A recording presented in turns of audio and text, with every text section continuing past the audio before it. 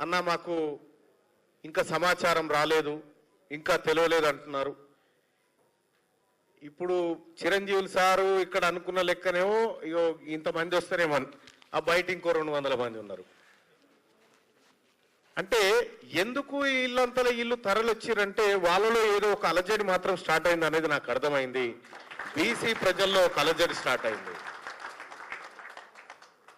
ఆ అలజడి సరే ఎక్కడికి దారి తీస్తుంది అనేది మనం ఒక మాట చూస్తే, ఇటీవల కాలంలో రఘు చెప్పినట్టుగా మీ ఎజెండాలు పక్కకు పెట్టండి అని అంటే నిజంగా చెప్తా ఉన్నా, ఇక్కడ నాకు రేవంత్ రెడ్డి గారు కావన్నా బీసీలు కావాలంటే బీసీలే కావాలి. నాకు నా ఫస్ట్ ప్రియారిటీ బీసీలే. ఎందుకు చెప్తా ఉన్నా ఈ మాట అంటే, మీ అందరికీ తెలుసు సోదరులారా, మొన్నటి ఎన్నికల్లో ఏం జరిగిందో. తీన్మార్ మల్లన్న ఓడగొట్టడానికి